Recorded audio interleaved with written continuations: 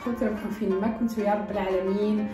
اللهم اديمها نعمه واحفظها من الزوال يا رب العالمين.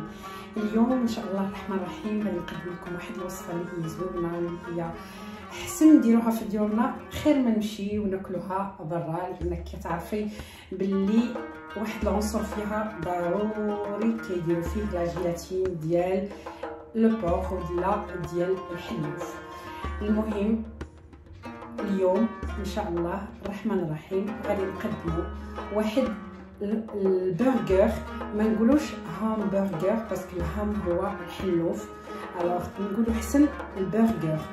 اون بروميير غادي ان شاء الله الرحمن الرحيم غادي في المرحله الاولى غادي نصاوب معكم الخبز ديال البرجر.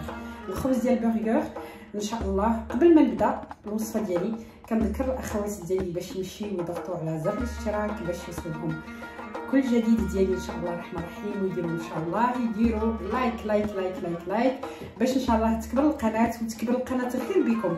جزيل الشكر لكل الاخوات اللي دخلوا معايا، اي واحد دخل معايا كنشكروا جزيل الشكر، وكلمه شكر قليله في حقكم. اخواتي الجزائريات، اخواتي المغربيات، اخواتي من كندا، من اسبانيا، من ايطاليا، كنوجه لهم جزيل الشكر. نبداو ان شاء الله في الوصفه ديالنا. يلا بسم الله.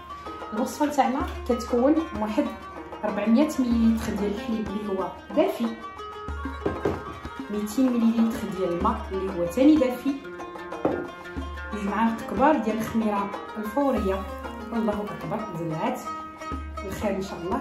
هذه الملحه، واحد المعلقه ونص ديال الملحه، عندنا واحد المعلقه ديال السكر، عندنا 2 بيضات اللي هما كاملين، وعندنا واحد 60 غرام ديال الزبده اللي هي دايبه. في اول مرحله ان شاء الله الرحمن الرحيم كنديروا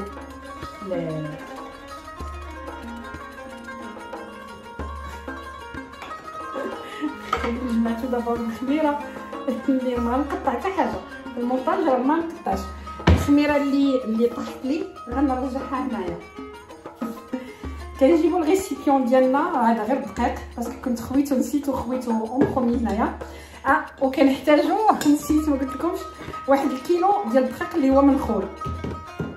المهم في اول لحظه، اول وهله، اول مرحله، بروميير ايطاب كنديروا ان شاء الله الرحمن الرحيم هذا الحليب ديالنا في هذا الريسيبيون اللي قلنا 400 مليلتر ديال الحليب، 200 مليلتر ديال الماء اللي هو دافي. كنجيبوا الخميره ديالنا بسم الله، كنديروا السكر، وكنديروا الزبده بسم الله، 60 غرام ديال الزبده اللي هي دايبه. ولا بغيتي ديري غير 500 غرام ديال الدقيق كديري 30 غرام ديال الزبده، كديري 60 غرام، هذه 120 يا ربي، كديري 60 غرام ديال الزبده دايبه، كديري بيضه وحده، كديري نص معلقه ديال السكر، نص معلقه ديال الملحه، معلقه ديال نتاع الخميره، وكديري بيضه وحده. هادشي مكان. المهم كندير واحد شويه ديال الدقيق معاها، نخلي واحد شويه ديال الدقيق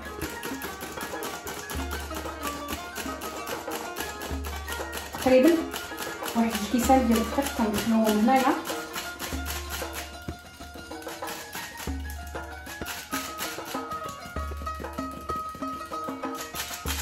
فوالا غنجيب واحد الفويل حاجه اللي تخلط ليا هذه العناصر. بسم الله كنبداو كنخلطو هنايا.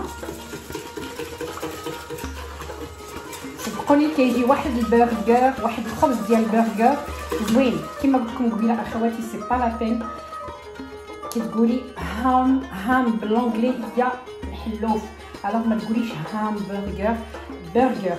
هادشي ما كان البرجر هي الخبز ديال البرجر الامريكي ولا الامريكاني ولا الامريكان اللي كنقدروا نديروا فيه الكفته ولا الكفته ديال الدجاج ولا ديال الكبري ولا اللي بغيت لا ديال لادان ولا. المهم كنخليو هذا الخليط هنا في بلاصتو حتى كيطلع لنا عجناه. اليوم غادي نعجن معكم في الربع. الله اكبر، ماشي مشكل.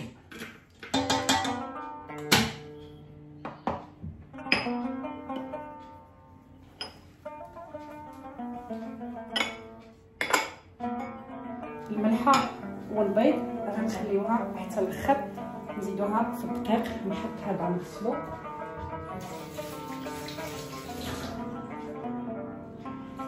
المهم كنخلي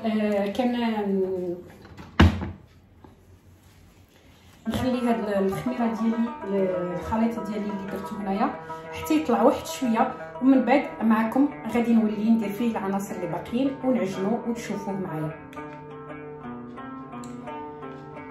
الفيونداشي ديالنا اللي درناه، الخلطه ديالنا اللي درناها اللي وجدتها باش ندير بها تسمى الستيك ديالي اللي غادي يكون داخل ديال الهامبرغر ديال البرجر. سمحوا لي ولفنا كنقولوا همبرغر. همبرغر سافدير الحلوف بالخبز. الوغ هذه هي اللي كندير بها ستيك ديالي. وجدت هنا غادي نوريكم بالدقيق. وجدت هنا كفته ديال الدجاج، باسكو الوليدات كيبغيو الكفته ديال الدجاج وانا كتعجبني، كنفضلها ما كتكونش فيها الشحمه بزاف، كنفضلها على الكفته ديال البقل. درت هنا القزبور والمعدنوس، درت هنا البصيله، وهنايا باش يجيكم البرجر ديالكم، الساندويتش ديالكم ولا ستيك ديالكم زوين، كنصحكم باش تطحنوا خيزو ولا زوديه ولا لي كاروت، طحنوها وديروها معاه. غادي نزيد واحد البيضه كتوابل المليحه، شويه ديال القزبر مدقوق، شويه ديال القرفه، شويه سكينجبير، الفلفله الحمراء والخرقوم، وغادي نزيد لها شويه ديال البزار. هادشي مكان والمليحه بطبيعه الحال.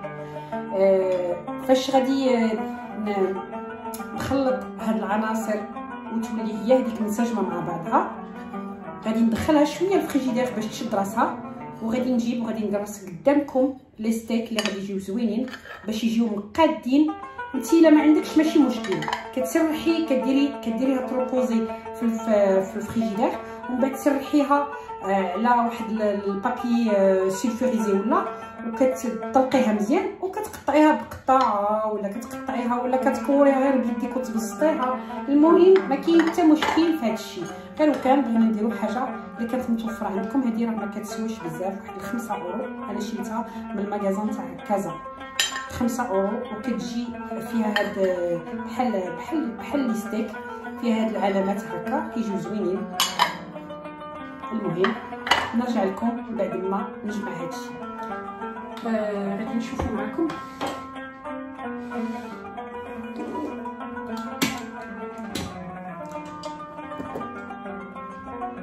الدقيق ديالنا اللي درتو هنايا. شوف ان شاء الله ما نزلعوش في الارض.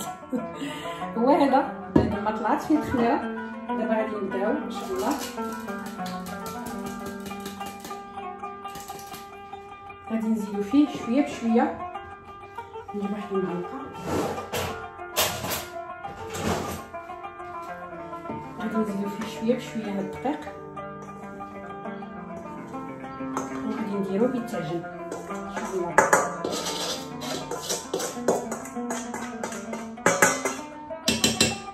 غادي نديرو هاد جوج ديال البيضات، وغادي نديرو المليحه. المهم كتقولي كيتجمعوا دغيا غسلت عرام وباقي كيسيني عرام وحده. المهم غنديرو هنايا ان شاء الله غنركب اول. بسم الله.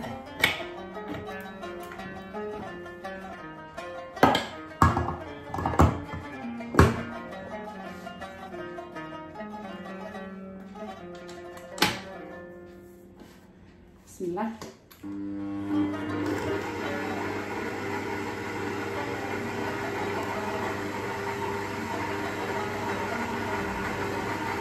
غادي نخليه حتى يتعجن مزيان هنايا.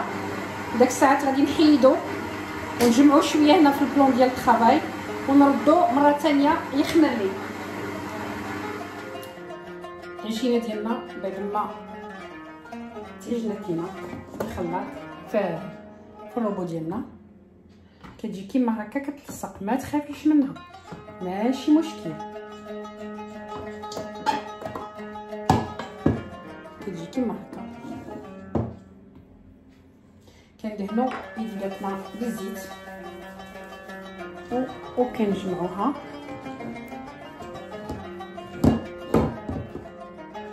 بسم الله. انا غادي ندير شويه ديال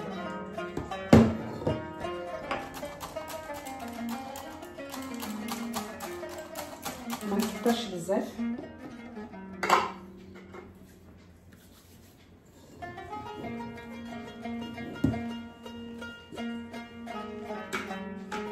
العجينه كتجي كيما هكا، شفتوها؟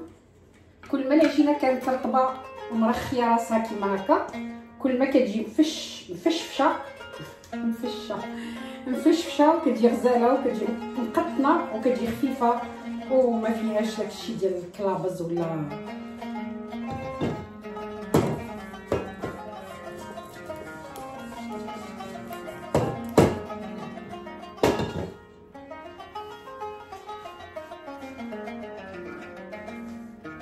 كنديرها بحال هكا. ان شاء الله تكونوا كتشوفوها معايا.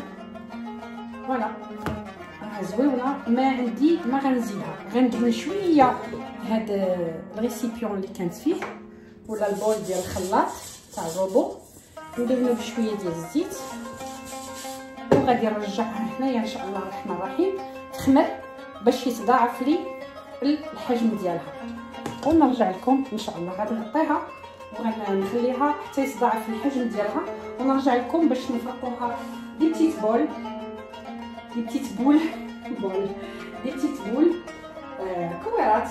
كاين اللي كيبغي يدير كبير، كاين اللي كيبغي يديرهم صغيورين في لي زانيفرسير ولا الوليدات كيديرهم غير صغيورين بحال الحجم ديال النوى ديال الكركاعه. اما الا كان عندك نهار عادي كنديرهم وليداتنا كبيبرين باش كي اللي ياكل وحده ولا زوج بارك عليه. المهم غنرجعوا هنايا يخمر لي شويه ونرجع لكم ان شاء الله ونوجد البلاطات ديالي باش يدخلوا الفران والطريقه ديالي كيفاش كنديرهم، وراكم معايا جوز لافان ان شاء الله.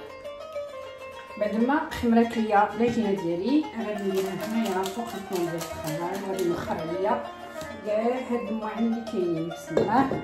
غادي هذا نديرو هنا، ندير فيه شويه ديال الماء باش تسقيا شويه دقيق العجينه، من بعد نحصل فيه الرز ديالي غنوخرو عليا هكا شويه.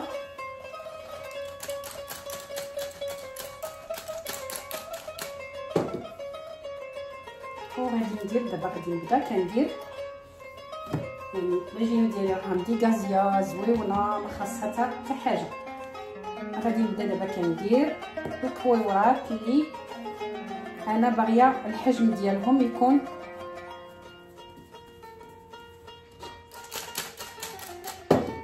كيما هكا، حجم شويه كبير. ماشي بزاف انه مازال يتضاعف الاخر الحجم ديالهم في الطياب. درجه الحراره اللي كنديرها انايا في الاخر في الفور غادي نقص منها هذه شويه، كتكون 200 درجه. خاص الفران يكون سخون في اعلى درجه، 200 درجه الحراره كتكون من التحت.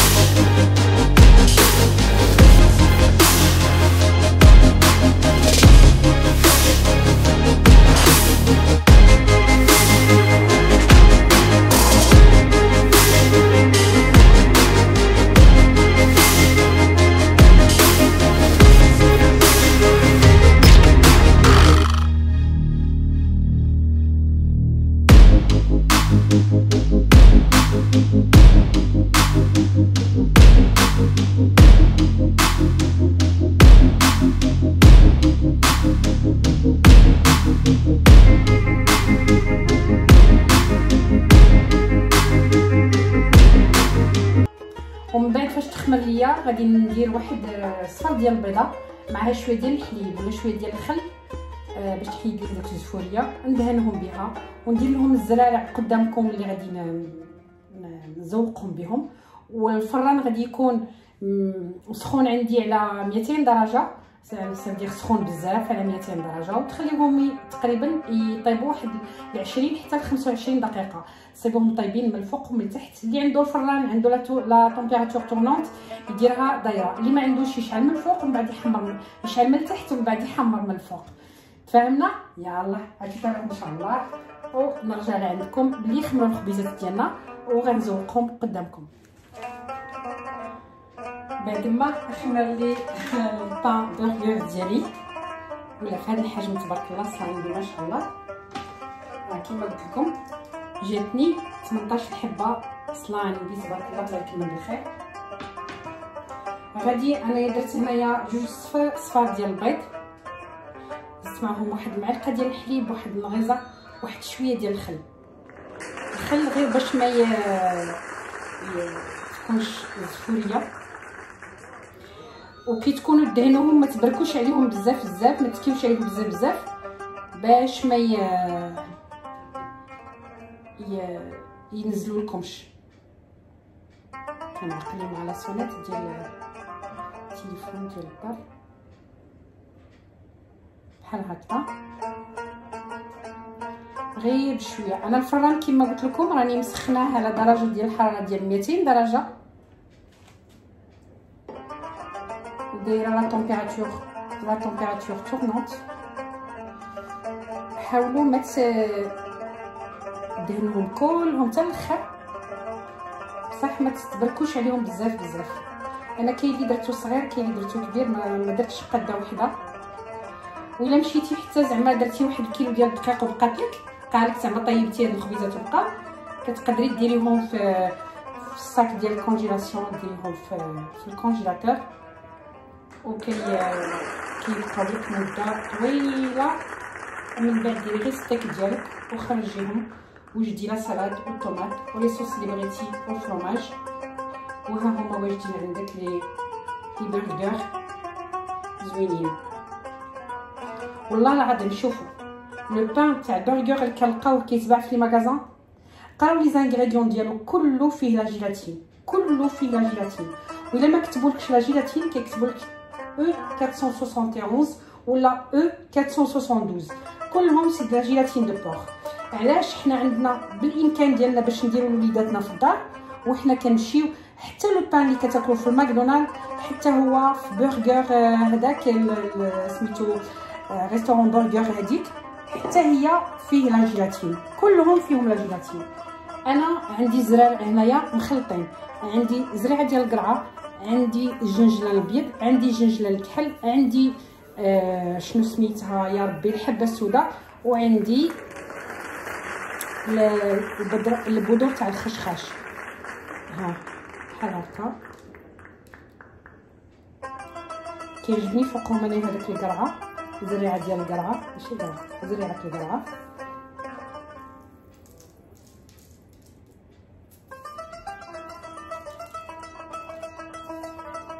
غير ديروها هكا تلصق.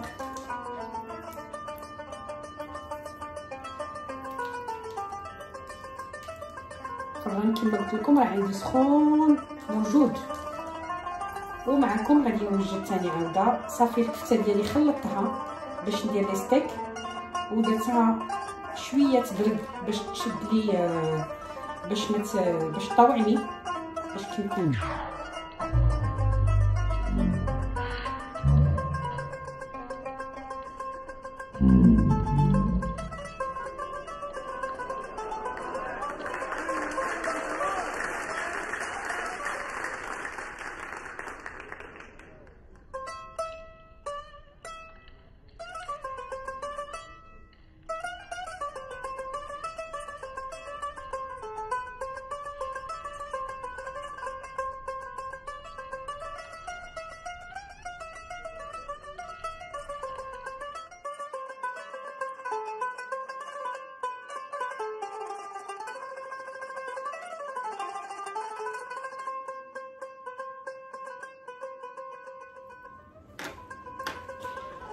شوفوا النتيجه ديال الخبز ديال البرجر كيفاش جات، تبارك الله ما شاء الله.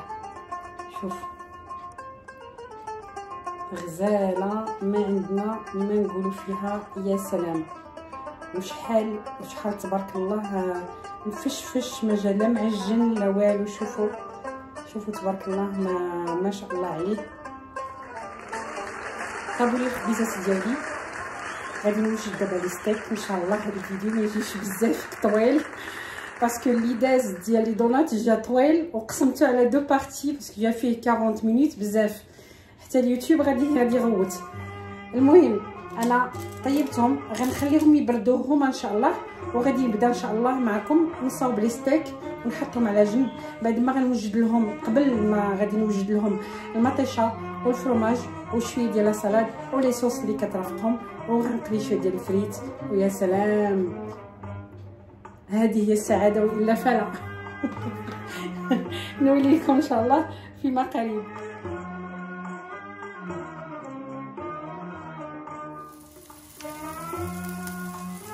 لي ساندويتش برجر اللي وجدت معكم هما هادو، كيجيو غزالين، كيجيو زوينين، كيجيو ما شاء الله عليهم، بفريت سلطه والمطيشه، كلشي زوين فيهم تبارك الله. كنتمنى من الله سبحانه وتعالى باش ديروا هاد لي ساندويتش لوليداتكم على حقهم وطريقهم وحلال، وكتعرفوا واش نديرين فيهم، يروقوكم ان شاء الله ويعجبوكم. كنحماق عليكم وكنموت عليكم يا احلى اخوات. شهيه طيبه والى طبق اخر بحول